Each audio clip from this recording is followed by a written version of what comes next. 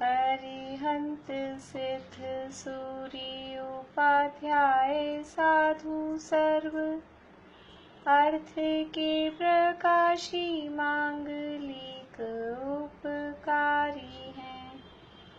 तिन्ह को स्वरूप जान राग ते भई जो भक्ति काय को नवाए स्तुति को उचारी है। धन्य धन्य ते नहीं ते काज सब आज भय कर जोरी बार बार वंदना हमारी है। मंगल कल्याण सुख ऐसो हम चाहत हैं। हो मेरी ऐसी दशा जैसी तुम धारी है। हो मेरी ऐसी दशा जैसी तुम धारी है। मंगलमय मंगल करण वीत राग विज्ञान नमो ताहि जाते भय अरहंतादि महान। करि मंगल करि हो महा ग्रंथ करन को काज। जाते मिले समाज सब पावे निज पद राज। इस भव के सब दुखनि के कारण मिथ्या भाव। तिनकी सत्ता नाश करी प्रगटे मोक्ष उपाय। प्रगटे मोक्ष उपाय।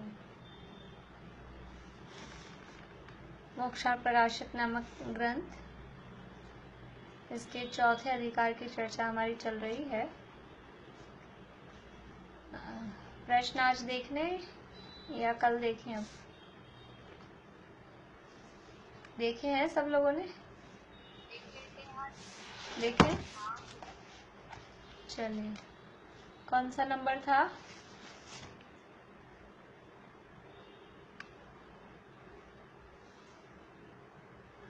Forty six. हाँ, प्रश्न का नंबर तो 46 है और पेज नंबर है 49।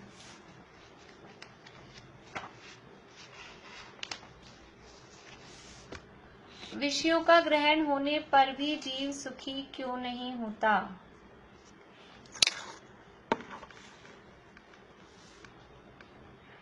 हाँ, पारुल बोलिए।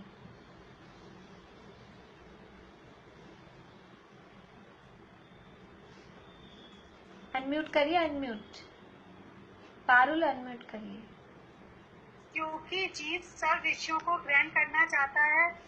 एक इच्छा पूरी होने पर दूसरी इच्छा उत्पन्न होती है और इच्छा मिटे बिना सुख की प्राप्ति नहीं हो सकती, अतः जीव सुखी नहीं होता। हाँ, विषयों का ग्रहण करने पर भी सुखी क्यों नहीं होता? क्योंकि उसको इच्छा तो सबका ग्रहण करने की है और एक विषय का ग्रहण होता है तो वो इच्छा मिटती नहीं है। इसलिए इच्छा मिटे बिना सुख होता नहीं है, इसलिए वो दुखी ही रहता है।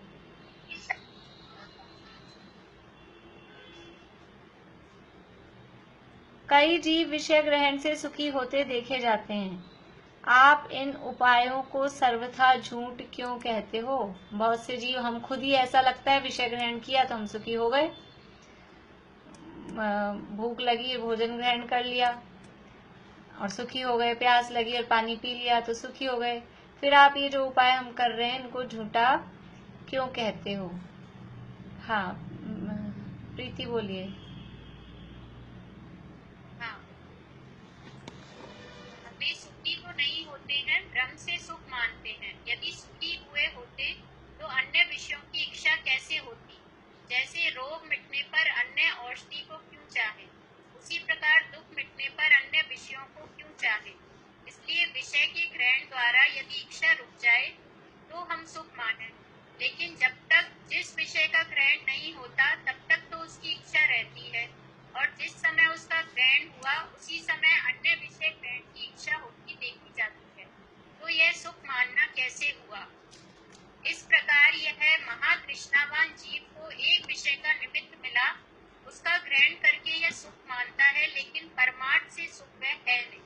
बढ़िया। ये पूरा प्रश्न भी यहाँ दिया था ऐसे कैसे, और उत्तर में भी ये कि वो सुख वास्तव में है नहीं, वो भ्रम है। क्योंकि एक इच्छा पूरी होती है, उसी समय दूसरी इच्छा खड़ी हो जाती है। तो वो इच्छाओं की पूर्ति और उसका समाधान तो होता नहीं है, नया नया विषय ग्रहण करने की इच्छा बराबर बनी रहती है। इसलिए विषयों का ग्रहण करने पर भी जीव सुखी नहीं हो पाता है। यदि कोई एक एक विषय का ग्रहण करके सुखी हो जाए तो क्या दोष है? आप कह रहे हो एक के बाद एक दूसरी इच्छा होती है, तो हम एक एक को ग्रहण कर करके हम सुखी हो जाएंगे, फिर क्या दोष है? हाँ, ममता भाभी बोलिए। अनम्यूट करिए, आवाज चालू करिए। यदि एक एकत्रित हो तो ऐसा ही मान लें, परंतु जब दूसरा कण मिलता है तब पहले कण का निर्गमन हो जाए तो कैसे भूख मिटेगी? उसी प्रकार जानने में विषयों का ग्रहण एकत्रित होता जाए तो इच्छा पूर्ण हो जाए, परंतु जब दूसरा विषय ग्रहण करता है तब पूर्व में जो विषय ग्रहण किया था उसका जानना नहीं रहता, तो कैसे इच्छा पूर्ण हो? बढ़िया। इच्छा कैसे पूर्ण हो? इच्छा पूर्ण हुए बिना आकुलता मिटती नहीं है और दुख नहीं। यानी वो हाँ, प्रश्न ये है कि एक एक विषय का ग्रहण करके हम सुखी हो जाएंगे, लेकिन वो एक एक विषय का ग्रहण करके वो जुड़ान हो जाए, वो जुड़ते जाएं, प्लस होते जाएं, तब तो ठीक है कि आपकी इच्छा पूरी हो जाएगी। लेकिन वो ऐसे प्लस थोड़ी ना होते हैं। एक इच्छा पूरी की तब तक जो दूसरी एक इच्छा हुई और पूरी हुई और दूसरी इच्छा हुई, अब वो दूसरी इच्छा को पूरे कर रहे हैं, तब तक वो पहले वाली इच्छा की जो पूर्ति की थी, उसमें जो वस्तुएं ग्रहण की थी वो निकल जाती हैं। यानी कि खाने के संबंध में लगाएं कि किसी को, यानी हमको ऐसा लगता है कि हम भोजन करके हम सुखी हो जाते हैं, भोजन करने से हमारी भूख की इच्छा मिट जाती है। तो भोजन किया, अब आज भोजन कर लिया, सुबह भोजन कर लिया, फिर शाम को तो भूख नहीं लगेगी ना। यदि वो कण एकत्रित होते जाएं, यदि वो जो भोजन किया है वो पेट में स्टोर रहे, तब तो फिर समझ में आता है कि भाई हाँ, फिर थोड़ा और कर लिया, फिर थोड़ा और कर लिया, ऐसे करके 2 4 10 बार में वो खत्म हो जाएगी इच्छा। लेकिन ऐसा तो होता नहीं है, वो स्टोर तो रहता नहीं है। जब एक ग्रहण किया और फिर दोबारा दूसरा ग्रहण कर रहे हैं, तब तक पहले वाला निकल जाता है। इसलिए वास्तव में वो इच्छा पूरी होती नहीं है और इच्छा पूर्ण हुए बिना आकुलता मिटती नहीं है। एक एक विषय का ग्रहण भी वर्तमान और भावी दुख का ही कारण कैसे है? एक एक विषय का ग्रहण किया तो उससे भी वर्तमान में और भविष्य में कैसे दुख हो रहा है? हाँ, मनोरमा आंटी बोलिए। एक ही विषय का ग्रहण भी मिथ्या दर्शनादि के सद्भाव पूर्व करता है, इसे अनेक दुखों का कारण कर्म बंध से है, इसीलिए वर्तमान में सुख नहीं है, आगामी सुख का कारण भी नहीं है, इससे दुखी है। बढ़िया। एक एक विषय का ग्रहण भी जो हो रहा है वो मिथ्या दर्शनादि के सद्भाव यानी मिथ्यात्व सहित हो रहा है। तो मिथ्यात्व सहित हो रहा है, तो अभी मिथ्यात्व है, तो मिथ्यात्व है तो साथ में भविष्य में कर्म बनते हैं, अनेक अनेक प्रकार के कर्म बनते हैं। वर्तमान में भी वो एक विषय का ग्रहण सुख नहीं दे रहा, क्योंकि उसके साथ दूसरे विषयों के ग्रहण करने की इच्छा चल रही है। और भविष्य में भी क्योंकि वो मिथ्यात्व के साथ में है, तो भविष्य के लिए भी नए नए कर्म उससे बंध रहे हैं। तो वो कर्म बंध रहे हैं, वो बाद में उदय में आएंगे, इसलिए वो दुख ही है, वास्तव में सुख का कारण नहीं है। इतना ही करें या 4 क्वेश्चन और कर लें? 4 क्वेश्चन और।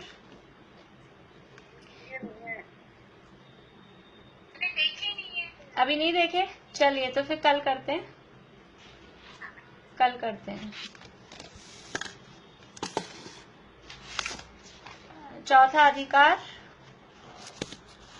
मिथ्या दर्शन की प्रवृत्ति का वर्णन अपना चल रहा है और उसमें 7 तत्व संबंधी भूलों की चर्चा, जिसमें से कल अपन ने बात की थी निर्जरा तत्व संबंधी अयथार्थ श्रद्धांत। निर्जरा तत्व के संबंध में क्या भूल होती है, क्या विपरीतता होती है कि जो संवर को सही नहीं जान रहा है वो निर्जरा को भी सही नहीं जान पाएगा, क्योंकि संवर का और आश्रव का और बंध का, संवर नहीं, आश्रव और बंध, जो आश्रव और बंध को सही नहीं जान रहा है तो उसे संवर और निर्जरा का भी यथार्थ श्रद्धान नहीं हो सकता है, क्योंकि आश्रव का अभाव वो संवर है और बंध का एक देश अभाव वो निर्जरा है। तो जब बंध का स्वरूप ही सही नहीं जान रहा है तो फिर उसका अभाव का रूप जो स्वरूप है वो भी सही नहीं जान पाएगा।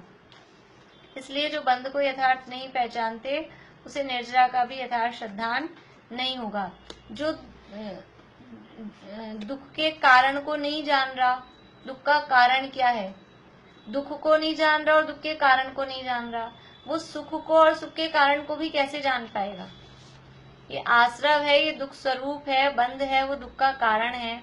जिसको ये समझ में नहीं आ रहा उसको ये संवर वो सुख स्वरूप है और निर्जरा वो सुख का कारण है, संवर और निर्जरा सुख के कारण है, सुख स्वरूप है, ऐसा कैसे उसको ख्याल में आएगा।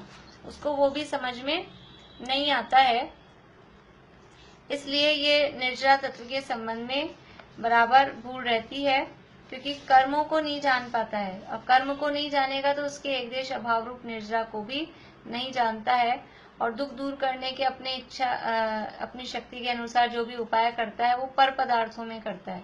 बाहरी द्रव्यों में उनको उठा पटक करके उनमें फेरबदल करके सुखी होना चाहता है, लेकिन वो अपने अधीन नहीं है।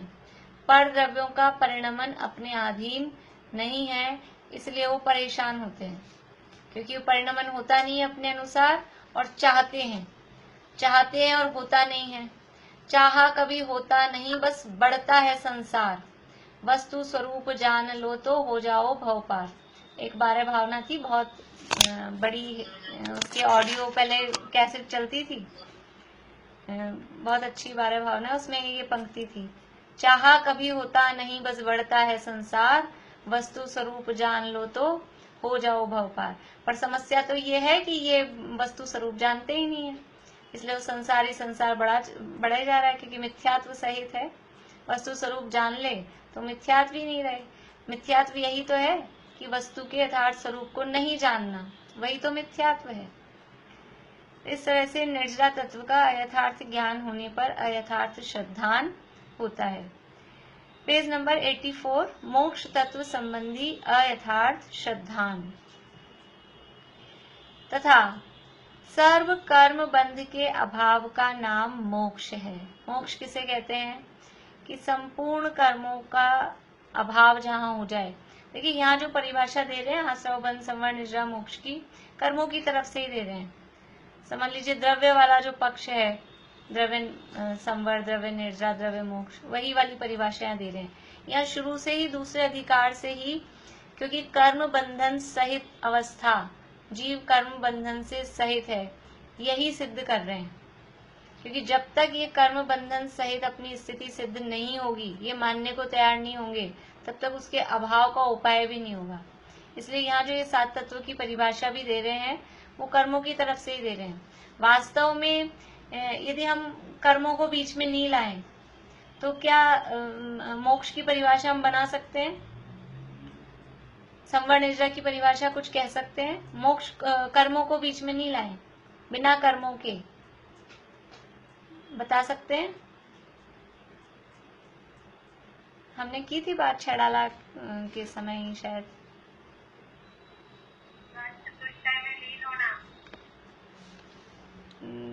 नहीं, हाँ प्रीति बोलो। आत्मा में शुद्धि की उत्पत्ति तो हाँ, संवर है, बढ़िया और विलीनता हो। बढ़िया। शुद्धि की तरफ से दादा ने दिए ये परिभाषाएं अपनी पाठमालाओं में। शुद्धि की उत्पत्ति होना उसका नाम संवर, शुद्धि की वृद्धि होना उसका नाम निर्जरा, और शुद्धि की पूर्णता उसका नाम मोक्ष है। अशुद्ध अवस्था का नाम आश्रव है और वो अशुद्धता बनी रहे उसका नाम बंध है। और शुद्धि की उत्पत्ति होना उसका नाम संवर, शुद्धि की वृद्धि होना उसका नाम निर्जरा, और शुद्धि की पूर्णता उसका नाम मोक्ष है।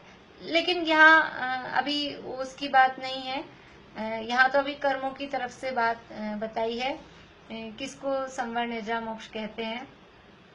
तो वो शुद्धि की पूर्णता अभी कब होगी, निमित्त की तरफ से देखेंगे तो सर्व कर्मों से रहित जो अवस्था है, तो कर्मों की तरफ से देखते हैं तो कर्मों से रहित अवस्था दिखती है, और आत्मा की तरफ से देखते हैं तो वो शुद्धि की पूर्णता, पूर्ण शुद्ध दशा, उसका नाम मोक्ष कहलाता है। तो जो बंध को तथा बंध जनित सर्व दुखों को नहीं पहचाने, उसको मोक्ष का यथार्थ श्रद्धान कैसे हो। अब वहीं से समस्या है ना, आप पहले स्टार्टिंग से ही गड़बड़ है, तो वो बंध को ही नहीं जान रहा है, कर्मों को ही नहीं जान रहा है, कर्म का बंध होता है ऐसा नहीं जान रहा है। तो जो बंध को तथा बंध जनित सर्व दुखों को नहीं पहचाने, उसको मोक्ष का यथार्थ श्रद्धान कैसे हो। फिर उसको ये कर्मों से रहित अवस्था मोक्ष है, ये कैसे उसको समझ में आए, इसका विश्वास कहाँ से हो। अभी मैं कर्म से सहित हूँ और इस कारण मैं दुखी हूँ, और फिर कर्म से रहित भी कोई स्थिति होती है, ऐसा जब तक ज्ञान नहीं होगा, तो पहले तो कर्म सहित माने और फिर कर्म रहित माने। जब तक ऐसा ज्ञान नहीं होगा तो उसको यथार्थ श्रद्धान कैसे होगा, पता भी तो होना चाहिए ना। जैसे समझ लीजिए कि अभी वो रात्रि भोजन का प्रकरण चल रहा था संजीव जी के प्रवचन में, तो जिन्होंने कहा, मतलब उसमें ये था कि रात्रि भोजन में आसक्ति ज्यादा है, राग अधिक है। तो ये भी सुन रहा था जिनम, तो ये बोलता है कि राग अधिक क्यों है, दिन में खाओ चाहे रात में खाओ, राग तो उतना ही होगा ना भोजन में, भोजन करने का राग तो उतना ही है। तो मैंने कहा फिर वो हिंसा होती है, फिर भी रात में खा रहे हैं तो राग ज्यादा है। अब किसी को पता ही नहीं कि उसमें हिंसा होती है, वो तो जो खा रहे हैं वो तो यही समझ के खा रहे हैं ना कि बस रात में खाना है, ऐसा ही चला आ रहा है। पब्लिक को कहाँ पता है कि इसमें हिंसा होती है रात में खाने में और दिन में खाने में नहीं होती है। वो तो एक टाइम टेबल इस तरह का बना हुआ है कि रात में भोजन का टाइम रात को ही है सबका, इसी तरह का उनका बना है। अब उनको पता ही नहीं है, अब जिनको पता ही नहीं है फिर वो उनके राग ज्यादा और कम। मैंने कहा सही बात है, विचारणीय बात है ये कि ऐसा कैसे है। ये तो अपन ने उदाहरण के लिए बात ली। ऐसे ही है जिनको पता ही नहीं है कि कर्मों का हमको बंध है और कर्म बंध से हम दुखी हैं, तो फिर कर्म बंध से रहित भी कोई अवस्था होती है, उनको पता ही नहीं है, तो वो दिमाग कहाँ लगाएंगे उस बात में, वो सोचेंगे कहाँ कि कर्म बंध से हम रहित हो सकते हैं। हम तो ये जैसी स्थितियां है, ये शरीर ही तो मैं हूँ और इसके जो संयोग मिलते हैं बस यही परिस्थितियां हैं, और ऐसे ही अपने को जीवन बिताना है, इसी में बस प्रेम से रहो, प्यार से रहो, क्रोध अधिक मत करो, थोड़ी छोटी मोटी ये बातें हैं।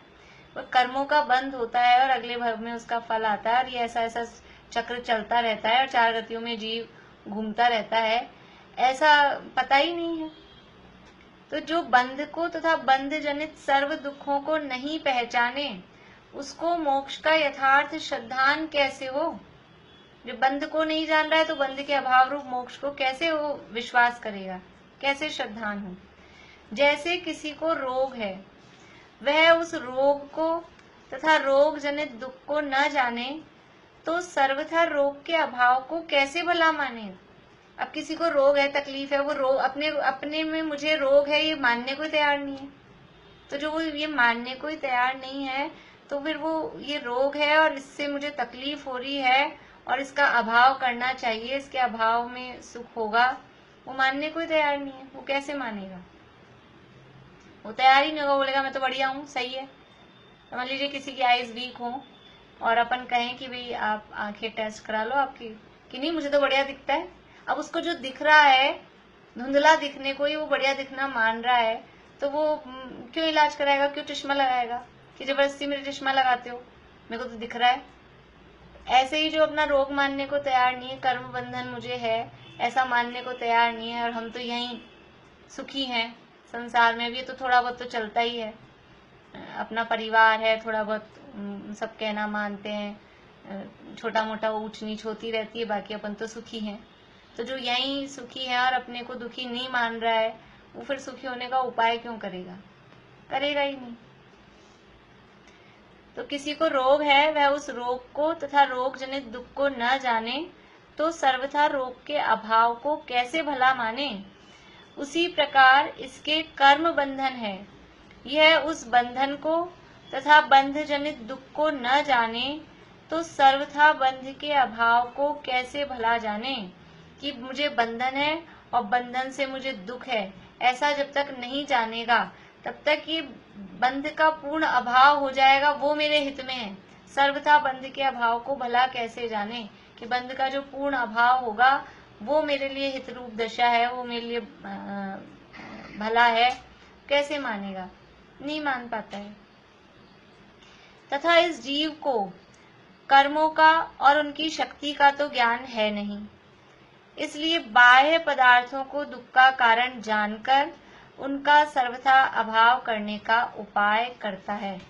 यानी जीव को कुछ ऐसी तो कल्पना है कि मोक्ष का मतलब जहाँ आराम हो, सुख हो, ऐसा तो कुछ थोड़ा कल्पना में करते हैं कि जहाँ बिल्कुल ऐसा तकलीफ, जिसे यहाँ हम तकलीफ कहते हैं, शारीरिक मानसिक आदि जो दुख है, तो ऐसी तकलीफ नहीं होना वो कुछ अच्छी जगह है, अच्छी अवस्था है, ऐसा थोड़ा माइंड में कल्पना रहती है। लेकिन कर्मों का और कर्मों की शक्ति का पता नहीं है कि कर्म के उदय के कारण परिस्थितियां हो रही हैं और कर्म में कैसे कैसा फल देने की शक्ति है, वो कुछ पता नहीं है। तो इसलिए बाह्य पदार्थों को दुख का कारण जानकर, ये जो मुझे दुख हो रहा है ये मेरे ही बांधे हुए कर्मों से हो रहा है, उसका फल आ रहा है, ऐसा नहीं जान पाता। बाहर में सामने जो जो पदार्थ दिखते हैं, तो पदार्थों में क्या दिखता है, या तो कोई व्यक्ति जीव, समझ लीजिए कोई मनुष्य तिरंज, ये दो तरह के मुख्य रूप से जीव दिखते हैं। कोई कोई के देव का, कोई इस तरह का, वो बात अलग है। तो कोई तो व्यक्ति मनुष्य या जीव कहें, या तो जीव दिखते हैं, या वस्तुएं दिखती हैं पौद्गलिक, या फिर बाहरी वातावरण, या कहें हम परिस्थितियां। बस ये तीन तरह की चीजें हैं, व्यक्ति है, वस्तु है, या परिस्थितियां हैं। इसके अलावा अब क्या है, सब इसी में गर्भित हो गए। तो बाहरी पदार्थों को दुख का कारण जानकर उनका सर्वथा अभाव करने का उपाय करता है। मेरे दुख के कारण क्या हैं? दुख के कारण ये व्यक्ति हैं, इनको हटाओ। दुख के कारण ये वस्तुएं हैं, इनको हटाओ। दुख के कारण ये परिस्थितियां हैं, इनको हटाओ। और उपाय करते हैं जितनी जिसकी ताकत है।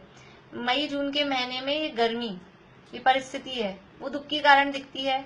तो क्या करते हैं, पूरा सीढ़ियों से ही घर में एंटर होते ही बिल्कुल सेंट्रली एयर कंडीशन, बिल्कुल एसी, और घर से निकले, बाहर पहुंचे, गेट से निकलते गेट, गाड़ी वहां गेट पे आए और वो भी एयर कंडीशन, और फिर जहां पहुंच रहे हैं वहां भी बिल्कुल एयर कंडीशन। तो उपाय करते हैं पूरा उसका, जिसको हम दुख का कारण किसको मान रखा है, उस गर्मी को, तो उस गर्मी से बचने का उपाय करते हैं। सर्दियां आ जाएगी तो दुख का कारण सर्दी को मान रखा है, तो सर्दी से बचने के सारे उपाय करते हैं। लेकिन वास्तव में ये जो परिस्थिति है, गर्मी और सर्दी, ये वातावरण है, ये सुख दुख का कारण नहीं है। कितना ही करें फिर भी सर्दी का मौसम आ जाता है, कितना ही आप कुछ भी करो, लेकिन वो एनवायरनमेंट जो ठंडा है, और फिर हीटर चला लो, खूब सारे दिन हीटर चला के रखो, तो शरीर में नुकसान करते हैं। तो वास्तव में ये, क्योंकि बाहरी पदार्थ वो सुख दुख के कारण नहीं है, उनमें फेरबदल करने से सुखी दुखी होता नहीं है। असली सुख दुख का कारण कर्म का उदय है, उसे तो पहचानते नहीं हैं। तो क्या करते हैं, क्या सोचते हैं कि ऐसी जगह जाएं, ऐसी जगह मिले जहां पूरी सारी सुख सुविधाएं हों। जैसे अभी हमने एसी की बात की ना, तो ऐसा एसी हो। अभी हमको अपने हाथों से काम वाम करने में थकान लगती है, ऐसा लगता है कोई ऐसा हो कि अपने को हिलना भी नहीं पड़े, बस अपन तो सोचो, कहो और काम हो जाए। ऐसा काम बढ़िया लगता है। ये रिमोट वगैरह जो बने, क्यों बने, हिलना नहीं चाहता है आदमी। पहले हम छोटे थे तो ऐसे आती थी बातें, तब तो वो स्विच उठ उठ के दबाने पड़ते थे बटन सारे, पंखा चलाना हो, लाइट चलानी हो, कुछ भी करना हो, तो ऐसे आता था कि ऐसा होगा कि अब बैठे बैठे ही अपन सोचेंगे, अपन कुछ करेंगे और वो पंखा चालू हो जाएगा, लाइट चालू हो जाएगी। उस समय तक कुछ भी ऐसा रिमोट वाली चीजें नहीं चलती थी, छोटी थी तब मैं। और अब क्या हुआ, ऐसा ही तो हो गया, बैठे बैठे आप बटन दबाओ, टीवी चल जाएगा, बटन दबाओ, एसी चल जाएगा, लाइट पंखे सब चल जाते हैं सब रिमोट से। तो ये ऐसी ऐसी कल्पना करते हैं कि हमको जिस चीज में दुख लग रहा है, तकलीफ लग रही है, अगर ऐसी हमको कोई मिल जाए वातावरण, क्योंकि हम बाहरी पदार्थों से दुख मान रहे हैं, हमको उठने में, हिलने डुलने में, काम करने में तकलीफ लग रही है, तो ऐसी जगह कहीं पहुंच जाए, ऐसी कुछ चीजें मिल जाए तो वो मोक्ष, वो सुखी हो गए हम। तो वो स्वर्ग में कुछ ऐसा वातावरण दिखाई देता है कि वहां जो चाहते हैं परिस्थितियां, बाहर में सुख सामग्री अनुकूल दिखाई देती है, कुछ करना नहीं पड़ता है, जो चाहो वो ऐसा ही मिल जाता है, विचारने से ही सब चीजें मिल जाती है, बाहरी अनुकूलताएं बढ़िया दिखती हैं। तो स्वर्ग को ही बस ये मोक्ष, ये सुख की दशा है, बस इससे ऊपर दिमाग ही नहीं चलता कि ये यहाँ पे भी दुख है, पहले तो ये समझ में नहीं आता, और इससे अलग विलक्षण कुछ अनोखा सुख हो सकता है, वो भी दिमाग नहीं चलता। देखिए, इस जीव को कर्मों का और उनकी शक्ति का तो ज्ञान है नहीं, इसलिए बाह्य पदार्थों को दुख का कारण जानकर उनका सर्वथा अभाव करने का उपाय करता है। ये बाहर में जो भी पदार्थ दुख के कारण दिखाई दे रहे हैं, शारीरिक दुख है, वातावरण का दुख है, मानसिक दुख है और व्यक्तियों संबंधी दुख है, उन सब का अभाव करने का उपाय करता है। तथा यह तो जानता है कि सर्वथा दुख दूर होने का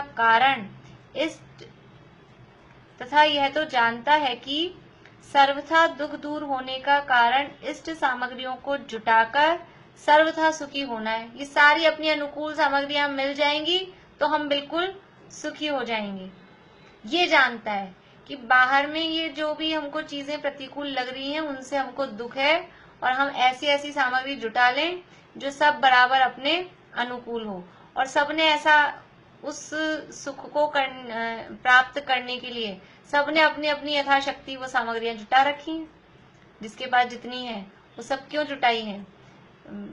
फ्रिज है, टीवी है, वॉशिंग मशीन है, एसी है, कूलर है, पंखा है, ये सब क्या है कि वो बाहर में जो दुख की चीजें दिखती थी वो दूर करने के लिए हमको जितना हो सका उतना उतना हमने जुटा लिया। तो उन सबको जुटाकर सर्वथा सुखी होना है ऐसा समझता है, परंतु लेकिन होता क्या है, ऐसा कदापि नहीं हो सकता कि आप सामग्रियां जुटा जुटा के सुखी हो जाओ।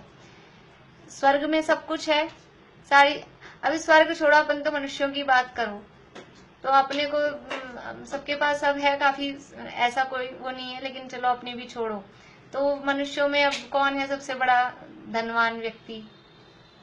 अंबानी को ले लें अपन। अंबानी है, बिल गेट्स है, अब उनके पास ये सामग्रियों की, सुविधाओं की कमी होगी।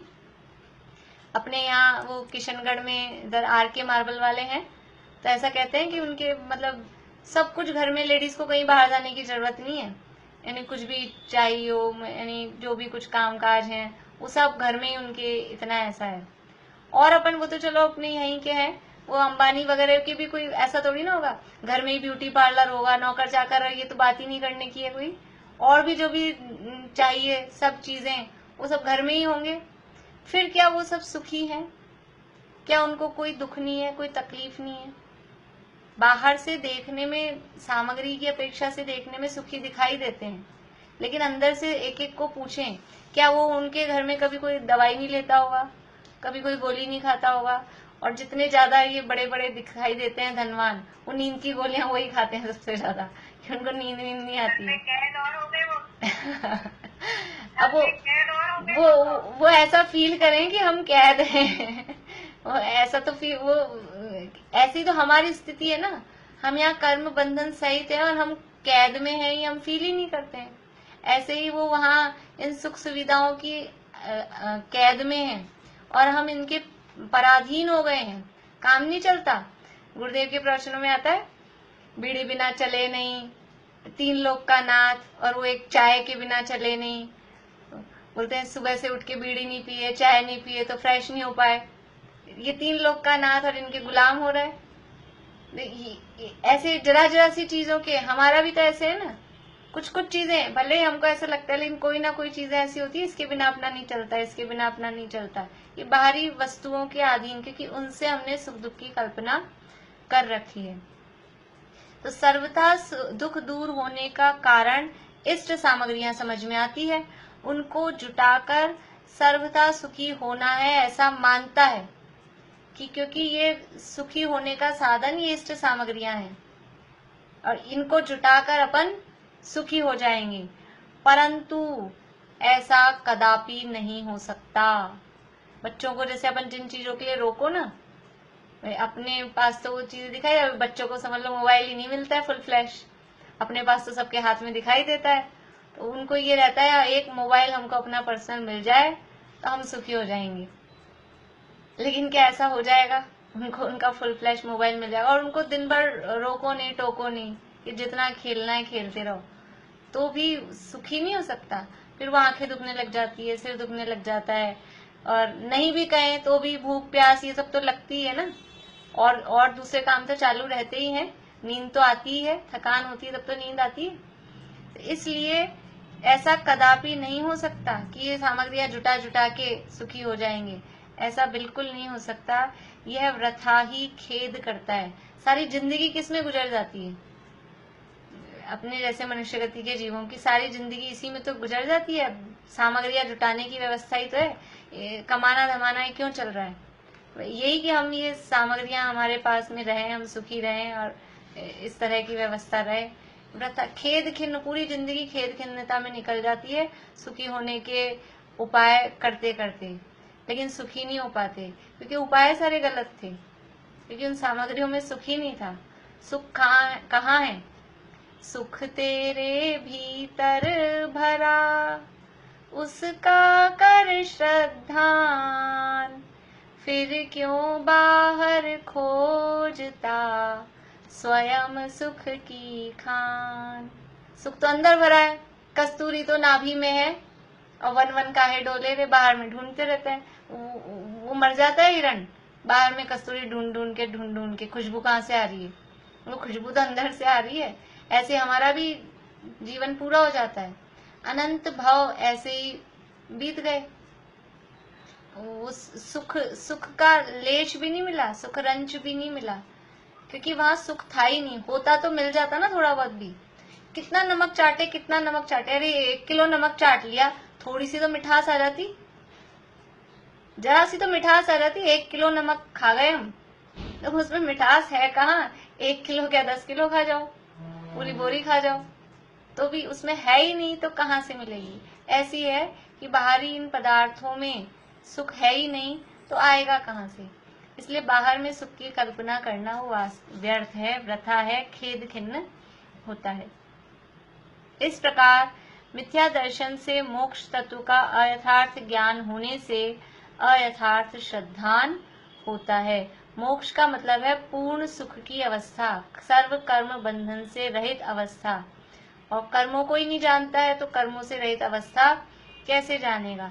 इसलिए मोक्ष तत्व का ज्ञान ये सही नहीं है, इसलिए वो श्रद्धान भी बराबर सही नहीं होता है। इस प्रकार यह जीव मिथ्या दर्शन के कारण, देखिए 2 बार इस प्रकार लिखे, ऊपर वाली लाइन में भी इस प्रकार और नीचे वाली लाइन में भी इस प्रकार लगाते हैं निष्कर्ष के लिए।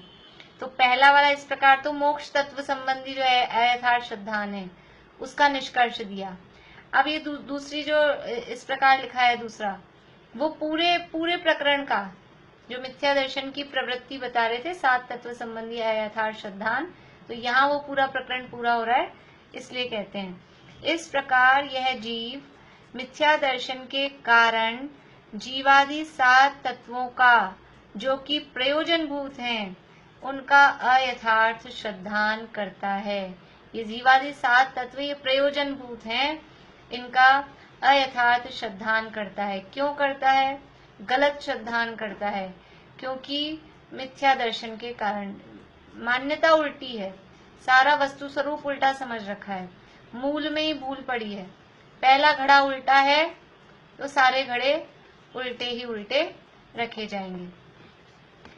अब इसी में है ये 7 तत्व संबंधी तो हुई, लेकिन पुण्य पाप को अलग से विशेष बताते हैं। यद्यपि पुण्य और पाप आश्रव बंध में इंक्लूड हो जाते हैं, नहीं भी बताएं तो उसमें गर्भित ही है, लेकिन फिर भी उसका ध्यान आकर्षित, जैसे किसी को अलग से कहते हैं तो ज्यादा उसका मतलब हम ध्यान आकर्षित करना चाहते हैं, इसलिए उसको अलग से कहते हैं। तो यहाँ पुण्य पाप में, क्योंकि यहाँ पुण्य पाप के संबंध में जीव की भूल विशेष हो जाती है, इसलिए इसको अलग से बता रहे हैं। पुण्य पाप संबंधी अयथार्थ श्रद्धान तथा पुण्य पाप हैं सो इन्हीं के विशेष हैं, और इन पुण्य पाप की एक जाति है। पुण्य पाप इन्हीं के विशेष हैं, मतलब आश्रव और बंध के, इन्हीं के विशेष। विशेष का मतलब है भेद, विशेष का अर्थ है यहाँ पर भेद, इन्हीं के भेद हैं। और इन पुण्य पाप की एक जाति है, यानी पुण्य और पाप दोनों एक ही जाति के हैं, दोनों की क्वालिटी एक ही है। हम दोनों में भेद करते हैं, पुण्य को भला और पाप को बुरा मानते हैं, लेकिन दोनों की जाति एक ही है, दोनों एक ही, जैसे होता है ना, एक ही थान में से बनाई हैं, दो ड्रेस हैं और दोनों एक ही थान में से बिल्कुल एक सा है, लेकिन एक कुछ और डिजाइन का है, एक कुछ और डिजाइन का है। ऐसे ही ये पुण्य और पाप दोनों की जाति एक ही है, लेकिन तथापि मिथ्या दर्शन से पुण्य को भला जानता है, पाप को बुरा जानता है। अभी भला बुरा क्यों जान रहा है? जब जाति दोनों की एक है, उसके पीछे कारण क्या है? उसके पीछे भी कारण मिथ्या दर्शन। ये मिथ्यात्व की पट्टी ऐसी आंखों पे पड़ी रहती है कि वो भेद दिखाई, दोनों में मतलब भेद दिखाई देता है, दोनों एक हैं। देखो, जहां अभेद है वहां तो भेद दिखाई देता है, और जहां भेद है वहां अभेद करता है। जीव और शरीर दोनों अलग अलग हैं, भेद है उनमें तो अभेद कर देता है। ये आंख पे पट्टी पड़ी है ना, तो समझ में नहीं आता, तो जो अलग अलग है उनको एक कर देता है, और जो पुण्य और पाप एक ही थे उनको अलग अलग कर देता है।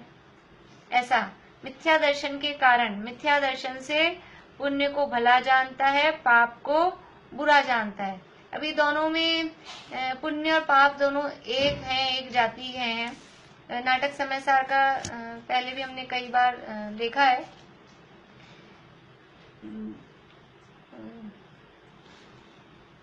कहाँ से शुरू होता है? देखिए, वो दादा वाला पद्यानुवाद याद आ रहा है। दोनों जन्मे एक साथ शूद्रा के घर में, एक पला बामन के घर, दूजा निज घर में। एक पिए ना मध्य ब्राह्मणत्वाभिमान से, दूजा डूबा रहे उसी में शूद्र भाव से। जाति भेद के भ्रम से ही यह अंतर आया, इस कारण अज्ञानी ने पहचान न पाया। पुण्य पाप तो कर्म जाति के जुड़वा भाई, दोनों ही हैं हे मुक्ति मार्ग में भाई। ये समय सार में पुण्य पाप अधिकार है, उसमें वहाँ गाथाएं हैं और कलर्स दिए हैं अमृतचंद्राचार्य ने, उसका अनुवाद था। और ऐसा ही वो नाटक समय सार का अब ध्यान आ गया कि जैसे कोई चांडाली जुगल पुत्र जने तिन, एक दियो बामन के एक घर राख्यो है। बामन कहायो तिन मध्य मास त्याग दीनो, चांडाल कहायो तिन मध्य मास चाख्यो है। ऐसा वो सेम है। तो दोनों एक शूद्रा के जन्म, शूद्रा यानी शेड्यूल कास्ट, शेड्यूल कास्ट कोई लेडीज थी, उसके जुड़वा बच्चे हुए, और जुड़वा बच्चे हुए और एक को तो खुद ने रख लिया और एक को किसी ब्राह्मण को दे दिया, अच्छी ऊंची जाति वाले को। तो एक अपने आप को ब्राह्मण मान रहा है और एक अपने आप को शेड्यूल कास्ट मान रहा है, लेकिन है क्या दोनों? है तो दोनों की जाति क्या है वास्तव में? माँ कौन है दोनों की? माँ तो वही है, शेड्यूल कास्ट शूद्रा। ऐसे ही ये पुण्य और पाप, ये पैदा कहाँ से हुए? इनकी माँ कौन है? माँ तो वही है, कर्म। कर्म ही है, दोनों कर्म के ही भेद हैं, एक पुण्य कर्म है, एक पाप कर्म है। और भी एक इस तरह का उदाहरण आता है कि अपने यहाँ जैन दीवान हुए हैं, अनेक दीवान जैन हुए हैं। किसके संबंध में मेरे को ऐसा ध्यान नहीं आ रहा, लेकिन एक बार एक कोई गरीब व्यक्ति आया फटेहाल, राजा के दरबार में, वो दीवान थे अपने, और वो अमरचंद जी की ही है, ठीक है, अमरचंद जी दीवान की। तो वो बाहर जो गरीब व्यक्ति आया, उसने उसको कहा द्वारपाल को कि अंदर दीवान साहब को कहो कि उनके साड़ू भाई आए हैं मिलने। तो वो देख के चौंक गया कि ऐसा फटे हाल गरीब सा आदमी और दीवान साहब का साड़ू भाई, उसको जरा ऐसा लगा। तो अंदर जाके बोला दीवान साहब को कि एक ऐसा ऐसा व्यक्ति आया और आपका साड़ू बता रहा है अपने आप को, भगा दूं उसको डांट फटकार के। तो बोले नहीं उसको अंदर लाओ। अंदर लाए तो फिर राजा भी बैठे थे। राजा ने कहा ऐसा कैसे है ये कि एक आप तो इतने अच्छे बढ़िया और ये आपके साड़ू भाई ऐसे फटे हाल। तो वो दीवान साहब बोलते हैं कि एक पिताजी की 2 लड़कियां थी, एक का नाम साता और एक का नाम असाता। तो साता की शादी तो मुझसे हुई है, असाता की शादी इनसे हुई है, इसलिए हम हो गए दोनों साड़ू भाई। समझ में आया? एक वेदनीय कर्म के 2 भेद, एक साता वेदनी एक असाता वेदनी। तो साता वेदनी की शादी मुझसे हुई यानी मेरे तो साता का उदय है और इनके असाता का उदय है, लेकिन है तो एक ही बाप की बेटी दोनों, एक ही पिताजी की। तो यानी वो तो वहाँ साड़ू मतलब जिनके दोनों बहनों के जो हस्बैंड होते हैं वो साड़ू कहलाते हैं आपस में, इसलिए। तो है दोनों की जाति एक ही है, दोनों कर्म की ही संतान है। पुण्य भी कर्म है और पाप भी कर्म है, धर्म दोनों ही नहीं है। पाप तो अधर्म है ही है, पुण्य भी हम अच्छे शब्दों में बोल देते हैं धर्म नहीं है, लेकिन धर्म नहीं है का मतलब क्या है? अधर्म है। पुण्य भी अधर्म है, धर्म नहीं है पुण्य भी। लेकिन फिर क्या है, क्यों कह देते हैं कि व्यवहार में उसको दया दान शुभ भाव आदि को व्यवहार से धर्म कहा जाता है, और व्यवहार से कहा जा रहा है इसका मतलब वास्तव में नहीं है। व्यवहार से उसको धर्म कहा, इसका मतलब वास्तव में वो धर्म नहीं है। धर्म कुछ और है, पुण्य और पाप से रहित वीतराग भाव उसका नाम धर्म है। तो यहाँ तो ये दोनों एक ही हैं। पुण्य पाप है सो इन्हीं के विशेष हैं, और इन पुण्य पाप की एक जाति है। तथापि मिथ्या दर्शन से पुण्य को भला जानता है, पाप को बुरा जानता है। जब दोनों एक हैं तो ये भले बुरे का भेद कैसे हुआ? ये मिथ्यात्व के कारण, एक को अच्छा मान रहा है एक को बुरा मान रहा है। क्यों ऐसा हो रहा है? कि पुण्य से अपनी इच्छानुसार किंचित कार्य बने उसको भला जानता है। देखो पुण्य के उदय में क्या होता है, पुण्य के उदय में हमको अनुकूलताएं मिलती हैं, और हमने अनुकूल सामग्रियों में अनुकूल परिस्थितियों में हमने सुख मान रखा है। ये ऊपर हम देख के आए, बाहरी पदार्थों के आश्रय से हमने सुख मान रखा है। तो वो अनुकूलता में हमने सुख मान रखा है, और वो अनुकूलता मिलती है पुण्य का उदय होने पर, इसलिए पुण्य भला समझ में आ जाता है, इसलिए पुण्य बढ़िया है, पुण्य भला है। और पाप के उदय में प्रतिकूलताएं मिलती हैं, और प्रतिकूलताएं मतलब वही वस्तुएं, प्रतिकूल वस्तुएं, प्रतिकूल सामग्री, और वो प्रतिकूल सामग्री को हमने दुख का कारण मान रखा है, इसलिए वो पाप बुरा दिखाई देता है। ये असली जड़ वही है मिथ्या दर्शन। मिथ्या दर्शन मतलब कि वो बाहरी पदार्थों से जो हमने सुख दुख की कल्पना कर रखी है, अपने आत्म स्वरूप को जाना नहीं और सुख दुख की कल्पना बाहर में कर रखी है, ये सारी गड़बड़ वहीं से हो रही है। उसी के कारण ये सारा झमेला खड़ा हुआ है। जो तत्वों के संबंध में विपरीत मान्यता है वो भी सब उसी के चक्कर में हो रही है। पुण्य से अपनी इच्छानुसार किंचित कार्य बने उसको भला जानता है, और पाप से इच्छानुसार कार्य नहीं बने उसको बुरा जानता है। परंतु दोनों ही आकुलता के कारण हैं। इच्छानुसार कार्य हो रहा है वो भी आकुलता का कारण है। कैसे है? क्योंकि वो पीछे बता के आए हैं, अभी अपन ने देखा इच्छा पूरी होती ही नहीं है। इच्छानुसार एक कार्य हुआ तुरंत ही दूसरी।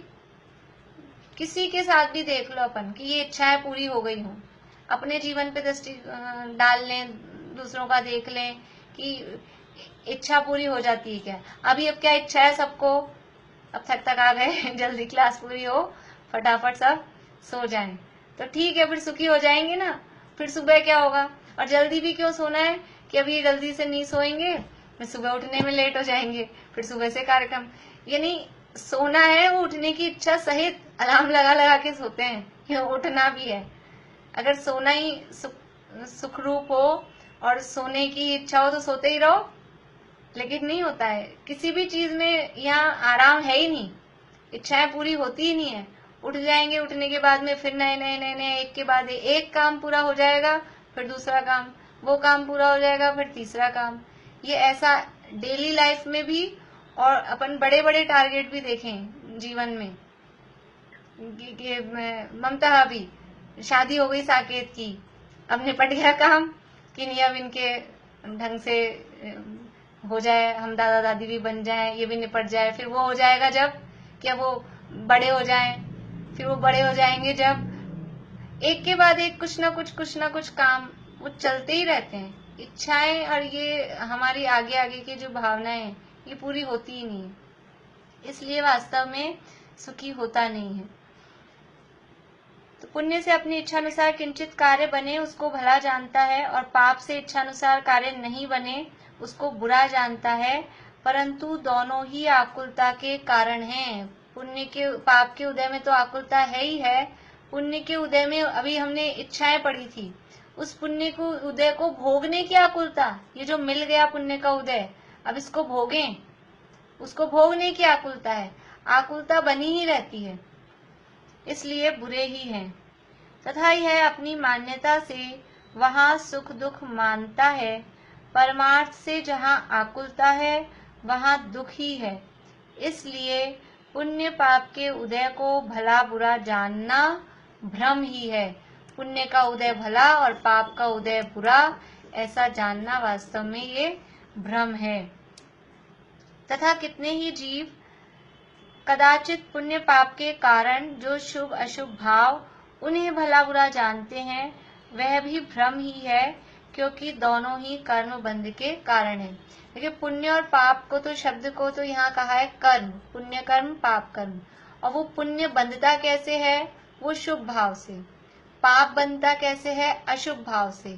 तो ठीक है पुण्य पाप को हम भला बुरा नहीं मान रहे, लेकिन वो जिनसे बंध रहे हैं ऐसे शुभ और अशुभ भाव, वो भाव तो अच्छे बुरे हैं ना, शुभ भाव अच्छे हैं, अशुभ भाव बुरे हैं। तो वास्तव में कह रहे हैं वो भाव भी दोनों कर्म बंध के ही कारण है, क्योंकि शुभ भाव से पुण्य बंध रहा है, अशुभ भाव से पाप बंध रहा है। तो बंध रहा है ना, छूट तो नहीं रहा, बंधन ही हो रहा है, और बंधन होता है वो कर्म का ही होता है। इसलिए वास्तव में दोनों ही कर्म बंधन के कारण हैं। इस प्रकार पुण्य पाप का अयथार्थ ज्ञान होने पर अयथार्थ श्रद्धान होता है। इस प्रकार अतत्व श्रद्धान रूप मिथ्या दर्शन का स्वरूप कहा। यह असत्य रूप है, इसलिए इसी का नाम मिथ्यात्व है, और यह सत्य श्रद्धान से रहित है, इसलिए इसी का नाम अदर्शन है। और थोड़ी बहुत चर्चा लास्ट की लाइन की कल कर लेंगे, देखेंगे। अभी यहीं पूरा करते हैं।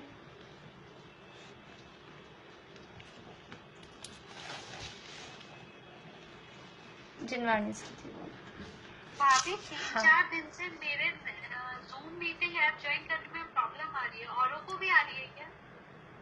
बताइए भैया, औरों को भी आ रही है क्या? नहीं आ रही। उसको अपडेट करके देखो ऐप को। वीक हो गया होगा, जीबी आपने मतलब खर्च हो जाते हैं ना, तब हाँ, या तो नेट की प्रॉब्लम होगी या फिर अपडेट मांग रहा होगा। एक बार अनइंस्टॉल करके जूम ऐप को वापस से इंस्टॉल करो, है ना, ट्राई करके देखो।